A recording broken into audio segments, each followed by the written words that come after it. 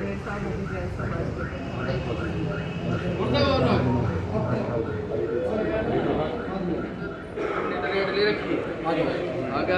समाज भारतीय समाज की, भारतीय समाज की, भारतीय समाज सांसद जी, भारतीय शर्मा सांसद जी, भारतीय शर्मा सांसद।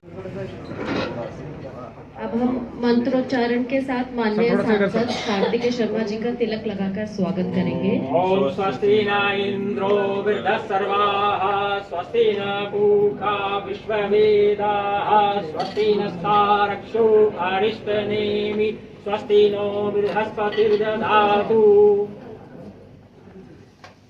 सम्मानित करेंगे माननीय कार्तिकेय शर्मा जी को।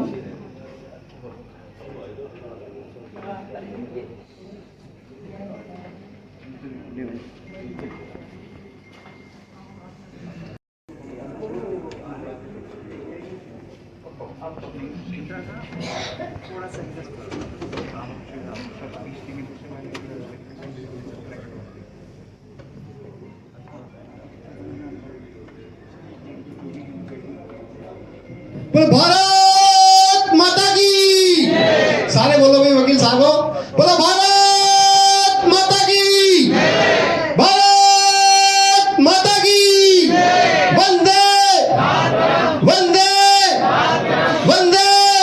धन्यवाद साथी।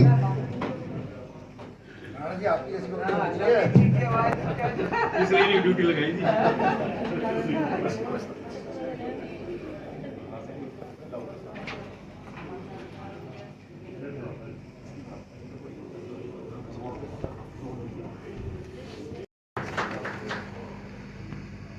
लोगों के हिसाब से तालियां कुछ कम लग रही हैं।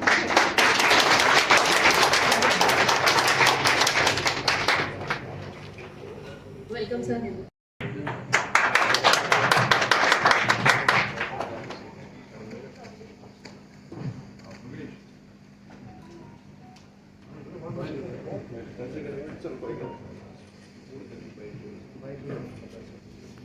अब हम एक बड़ी फूलमाला के साथ भी स्वागत करेंगे।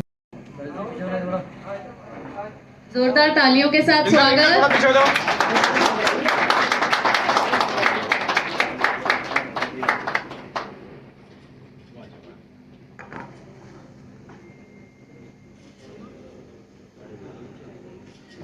सभी जी, अब हम सभी हमारे माननीय आदरणीय सांसद साहब का गुरुग्राम शीतला माँ की धरती और गुरु द्रोण की धरती पर पधारने के लिए उनका बहुत बहुत स्वागत करते हैं।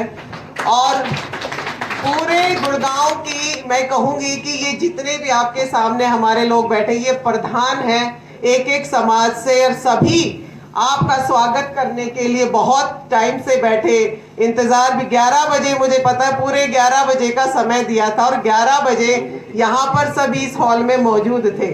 तो ये सभी हमारी सरदारी बैठी है। और आज के इस कार्यक्रम का जो सही लक्ष्य है, तो 2 शब्दों में मैं ये कहूंगी, न पूछो जमाने को क्या हमारी कहानी है, न पूछो जमाने को क्या हमारी कहानी है, हमारी पहचान तो सिर्फ ये है कि हम सिर्फ हिंदुस्तानी हैं। तो हम हिंदुस्तानी हैं, इस चीज को लेके कि हम यहाँ पर कार्यक्रम का जो है ये शुरुआत हुई, और आधे दिन में हम जितना कर सकते थे हमारे जो, क्योंकि काफी नाराज भी होंगे इस कार्यक्रम के बाद कि जब पता चलेगा कि आदरणीय सांसद साहब आए थे और हम अपना इंट्रोडक्शन नहीं कर पाए। तो मैं ये कहूंगी कि आज सब आपके स्वागत में अपनी पलकें बिछाकर आपके स्वागत के लिए बैठे थे। तो आप सबका भी मैं बहुत बहुत धन्यवाद। बहरहाल ये अकेला विषय नहीं है, चाहे विषय रहा हो धोड़ी की जमीन के मालिकाना हक का, जो कि सिर्फ ब्राह्मण समाज का नहीं था, उसमें 28 जातियां थी, उसमें ढोलीदार थे, बूंदीदार थे, बहुत सारी जातियां थी जिनके मालिकाना हक को दिलवाने का काम पंडित विनोद शर्मा जी ने किया। मैं आपको ये भी बताना चाहता हूँ, पद की बात नहीं होती, कोई पद की महत्वाकांक्षा नहीं है, इच्छा नहीं है। जब पंडित विनोद शर्मा जी ने ये सारे अमूलचूल परिवर्तन किए तो वे सिर्फ एक एमएलए थे, ना उनको पद की दरकार थी, ना मुझको पद की दरकार है। आप सबने अच्छी भावना से, मनोकामना से ये बोला कि ये पद मिलना चाहिए, वो पद मिलना चाहिए। मैं तो उनके सिखाए हुए उदाहरण पे चलना चाहता हूँ, जहाँ पे पद महत्वपूर्ण नहीं है। आदमी की नीयत साफ हो तो कुछ भी हो सकता है। चाहे धोली का विषय रहा हो, चाहे फिरावर की ज़मीन का विषय रहा हो, चाहे अम्बाला शहर में IMT लाने का विषय रहा हो, विनोद शर्मा जी ने अग्रसर होकर आगे बढ़ चढ़ के हमेशा गरीब व्यक्ति की और पंक्ति में खड़े आखिरी व्यक्ति की चिंता करने की कोशिश की है। उनकी कोशिश की है बिना सोचे कि वो किस इलाके का है, किस बिरादरी का है, किस समाज से आता है। इसमें से कोई भी विषय उनके संज्ञान में नहीं होता है। जब वे गरीब व्यक्ति से मिलते हैं, उनकी चेष्टा यही रही और वही मेरी चेष्टा भी है कि मैं अपने जीवन में, देखिए, जब आपको भगवान सक्षम बनाता है और ताकत देता है तो दायित्व आपका होता है कि आप उस ताकत के साथ क्या करते हैं। तो मैं भी उसी सोच का व्यक्ति हूँ। मैं भी ये समझता हूँ कि अगर भगवान ने आपको सक्षम बनाया है तो आप उसके लिए, लोगों के लिए क्या कर सकते हैं, इसी बात पे आपको ध्यान देना चाहिए, चिंता करनी चाहिए। मैं बात ये भी करना चाहता हूँ, भगवान परशुराम जी 36 बिरादरी के भगवान हैं, सिर्फ एक समाज के भगवान नहीं हैं, 36 बिरादरी के हैं। और मैं आज न्योता 36 बिरादरी को देना चाहता हूँ, क्योंकि ये आप सबका कार्यक्रम है, सिर्फ हमारा नहीं है। तो लेकिन भगवान परशुराम जी के वंशज होने के नाते मैं ज़रूर मानता हूँ कि समाज का दायित्व बनता है, और ख़ासकर युवा पीढ़ी का दायित्व बनता है कि जो उनकी शिक्षा है, जो उनकी सोच है, जो उनकी जीवन शैली है, कि वो हमेशा अधर्म के खिलाफ लड़े हैं, गलत के खिलाफ खड़े हुए हैं, सही के पक्ष में खड़े हुए हैं। भगवान परशुराम अलग अलग प्रतिनिधि मंडलों से भी आपने मुलाकात की है, क्या कुछ उद्देश्य आज? देखिए, आज का आने का मेन उपलक्ष्य जो हम एक बहुत भव्य कार्यक्रम का आयोजन कर रहे हैं भगवान परशुराम जी की जन्मोत्सव के उपलक्ष्य में आने वाली 5 मई को करनाल की पुरानी सब्जी मंडी में, तो उसका न्योता देने आया था। और आज सबसे अच्छी बातचीत हुई, बहुत प्यार और स्नेह मिला है। मैं पूरे प्रदेश में घूम रहा हूँ, मैं लगभग 17 से 18 जिलों में जा चुका हूँ अब तक, और लोग बहुत प्रोत्साहित हैं, प्रफुल्लित हैं इस कार्यक्रम में हिस्सा लेने के लिए, इस कार्यक्रम का हिस्सा होने के लिए। सर, क्या मानते हैं कितने लोग पहुंच सकते हैं इस कार्यक्रम के अंदर? देखिए, ये तो प्रभु की इच्छा है, पर बहुत भव्य कार्यक्रम होगा। जो भी कार्यक्रम पहले उससे बड़ा होगा। कार्तिकेय जी, कहाँ किस किस को अभी तक न्योता दे चुके हैं प्रदेश में, कहाँ जा चुके हैं? मैं तो न्योता सबको देने की कोशिश कर रहा हूँ।